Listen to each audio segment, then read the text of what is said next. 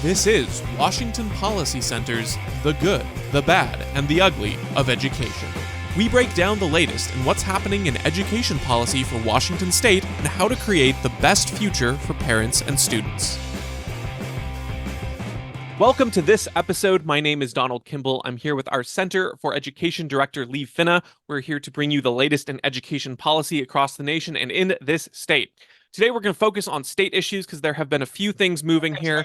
We've got a lot of updates to give you on what will and will not make it. That will happen mostly next week, but we have some updates on where things may or may not be going based on testimonies and legislative action. So we'll start with last week. You testified on a bill about updating the charter school funding amount and bringing that to be more equitable. What are you seeing there? What does it look like in terms of support and testimonies and legislative action? Well, it's such an interesting development because in the past few budget sessions, the supporters of charter schools managed to get an additional $1,500 per student for charter schools to minimize the current discriminatory funding policy we have in Washington State, whereby we give charter schools on average about $3,000 per student less than their peers in their traditional schools, even though the parents that send their kids to these schools are paying the same levy taxes for the schools. This is the levy portion that is being denied to the charter schools. So in the last couple sessions, the charter schools got some money in the budget for this purpose to reduce this discriminatory situation. But of course, since it's just in the budget, it expires. It's a temporary thing. When the budget is done and we have a new budget, the charter schools are back to where they began in an unfair situation. And what's happened this year is that they've instead of doing everything in the shadows through the budget process, it's only temporary. They've actually introduced a bill. And I testified on these bills twice last session, and to provide this extra funding to the charter schools. And I am hopeful that this is going to pass this time in bill fashion because so many moderate Democrats have come forward and joined the Republicans to be more fair to public charter schools. And of course, you should see the people that come to testify, the young children that are in these public charter schools that are getting a second chance at life because they are not stuck in a failing inner city school.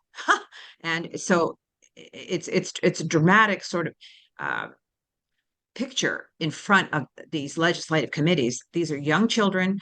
Many of them are minority, low-income children asking for fair funding for their schools. Does it not look like it's a hateful policy to deny them the same funding that their peers get in traditional schools just because they did the shocking thing of pulling out of the traditional school and sought a better education for themselves? So this is like so unjust and so outrageous that I am hopeful that this time it's going to pass. So we'll see what happens. We don't really know. We don't know yet. Do you think that this movement towards more of a coalition of people who are supporting this, do you think that's because people feel the pressure of the national school choice momentum, things from, seeing the learning losses that happened at the traditional schools? Do you think it's a fear just of parents' reaction alone? What do you think is contributing to more moderates moving in on this kind of policy? Oh, that's a great question. You're asking what in the moment, in the current moment, is pushing this. And that's a really good question. I do think that parents are demanding more options in education, and that's a result. They're more determined than ever because of what happened during the COVID school shutdowns. The schools turned their backs on parents, and parents figured out this is the schools do not care about educating my children. So I have to be responsible. I have to do something about this. What can I do? What are my choices? And I mean, nationwide, I think we mentioned this last week, the enrollment in public charter schools jumped by 7%. That's a significant number nationwide. And that's because those parents looked around when the schools were closed and said, oh, look at this charter school down the street or remote. They know what they're doing. I'll enroll and move my kid out of the traditional public schools. It's not serving my kid. And I'm going to put him in a public charter school, which is serving my kid. I do think that is a very that's a change in circumstance. The parents are no longer are demanding more control and more say, and so I think that benefits charter schools. But you also alluded to the possibility that the growth of school choice in the nation is making this state like go, oh, maybe we better help the charter schools so we don't get school choice here. I do think there's some element of that. Yeah. Well, and of course, charter schools is part of the larger school choice movement. Maybe not one of the more extreme elements or fully realized elements necessarily, but it is an aspect. And so maybe they're trying to again ameliorate people who want that without having to, bring Oh full yeah. competition to the market there. Oh, for sure, because then if you can bleed off the malcontents, so a small percentage. Of course, remember we only have 4,800 students that are getting access to public charter schools in Washington State. That's in a system of about right over 1 million students. Okay, so that's completely unfair because these charter schools are over enrolled. I mean, there isn't enough room for them, and there are waiting lists at most of these charter schools, and the state has put a absolute cap. We don't have any more than 18, no more than 18, because they've blocked the avenue for opening new charter schools. So it's So it's not. let me ask really quickly before we move on here, just like, 10, 15 seconds. Do you think that there's any momentum maybe in the next legislative session or just in the general future to increase that number of public charter schools because of these kinds of factors? Yes, because it's now recognized that charter schools are doing a better job with the population of urban students than the traditional schools. And it was said openly by Representative Travis Couture. He said to a naysayer who was on the testimony, well, shouldn't we be following this model if the benefits are as good as we're hearing from these students? Yeah, yeah. Okay, so it's out there. I mean, if you want to improve public education, you would expand the number of public charter schools opening in Washington State. Absolutely right. Okay, so let's move on because we do have a lot to cover here. So the next thing that you testified on, I believe again, or at least have updates on, is this bill that would increase the non-teaching staff in schools, thereby necessarily cutting the ratio of teachers to non-teachers, as far as staff goes. What are your updates on that? So I testified on that again over the weekend. It seems to be moving. The there I could tell from the governor's budget and from other statements by advocacy groups that the big push this year is to add more non-teachers to the public school payrolls, pay them more, and then of course they're being described in the lofty rhetoric of they're going to help children learn, et cetera, et cetera, et cetera, with no evidence, showing this. So I just pointed out that we only have our public school system is so distracted by other missions that only 50% of the staff in our public schools are actually classroom teachers. When you compare that to a private charter school or a public charter, I'm sorry, a private school or a public charter school, the the ratio of teachers to total staff is closer to 80 to 90%. Okay, so here we have a public school system where only 50% are teachers, and we have private systems or public charter systems where the ratio is much higher. And of course, if you're focused on educating children, you would push to increase the ratio, not decrease the ratio. So that is, I keep speaking out about that. We'll see what happens. The Democrats seem maybe the unions made a deal behind closed doors, and we're going to help the paraeducator union this time. I don't know. I don't know what's going on. Excellent. Now, just to clarify for everyone, we will know a little bit about what's going on in terms of bill progress next week. Is that right? That's right. Today is the final. Today is one of the internal deadlines that the Washington State Legislature has set for itself, and so we will be able to say more certainly after today which bills are proceeding, which are not. Okay, excellent.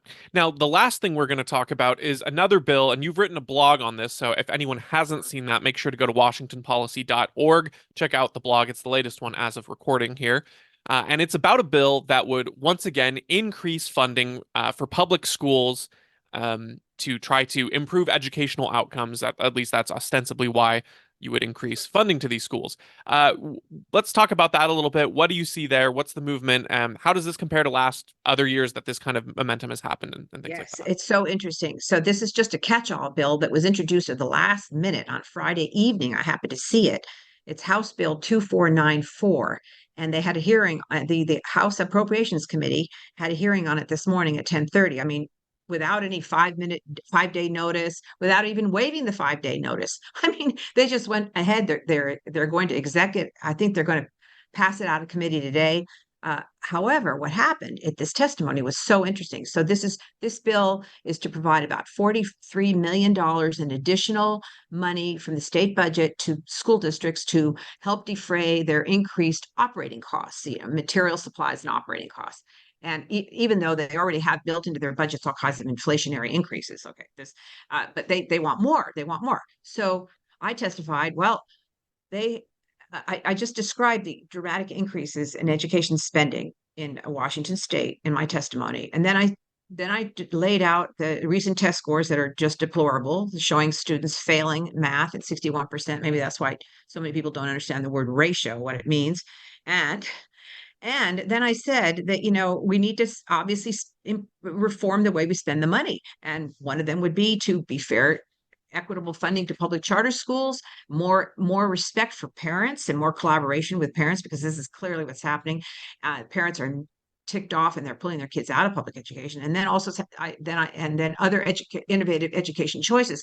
So that's what I said. But what was really great was were the many other excellent testimonies provided by people supporting exactly what I was saying in their own ways, and saying the schools are not doing a good job. Parents, one woman said, "Have you talked to a parent lately?" She said to this committee, "Have you talked to a parent lately? They are livid. They are livid with the schools. Everyone is thinking about figuring out ways to pull their kids out." I thought that was the most compelling testimony. You could see them squirm there, because they well know that they've been passing policies that make parents mad. So there you go. It was pretty interesting, pretty heated this morning. Interesting. Yeah. And of course, when you're just talking about funding a school, if there are formulas that are shown to work, or and you can somehow demonstrate that the reason why they aren't working is because of a lack of funding, then increasing funding might make sense. But clearly, that's not the model that legislators are jumping to, because as we've seen with the charter schools, they are working. And you would think that the instant reaction would be, well, then let's fund those. Let's expand that. Of course, pouring money into those isn't what they want to do, though, even though that's shown to be a model that works. And, a good faith interpretation might be yes and, right? Let's fund charter schools and fund the public schools if people really cared. But the fact that the people who want to fund the traditional public schools more, are also some that are reticent to fund the public charter Yes, schools, shows you that it's not necessarily about funding things that are proven to work so much as keeping money increasing in a system that they can control. precisely. And I actually said that the students would not benefit from this additional funding, but the adults in the system will fall all over themselves to endorse this bill. And I said this, and then other people repeated it, and it's true. It's just true. We have a monopoly system, has lots of representatives. There's I can all the W organizations. Someone described them to me: the WEA, the Washington State School Directors Association, the Washington School Principals Association, the Washington Association of School Administrators, and then the Washington State PTA. They all speak the same, they all speak with one word. We need more money. Yeah, It's really, it's an and they easy thing don't, to jump to. and they cannot show that more money improves student outcomes. And so that doesn't phase them. So the last thing then we'll talk about this is another objection that, yeah, you've addressed, and so I want to make sure people hear this, which is their claims would be that, well, costs have increased for things like energy and other insurance and things like that, where other sort of external factors are increasing costs for schools. And you brought up a good point about that. Having, who are the people actually bringing on these costs, right?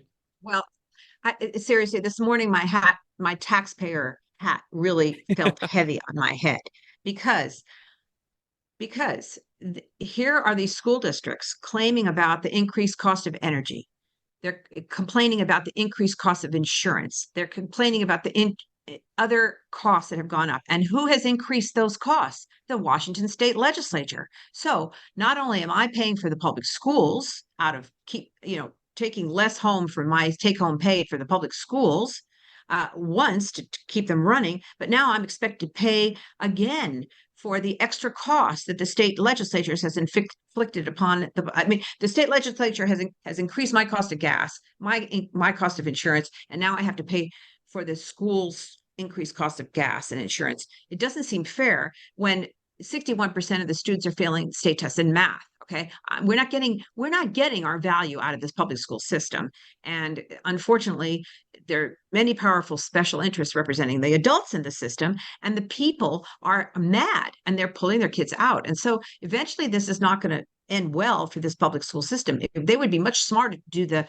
and attitude. Okay, like you just described, let's have the public schools and public charter schools. Let's have the public schools and school choice so we can send our kids to private schools if our local public school is not performing well. This would help everyone.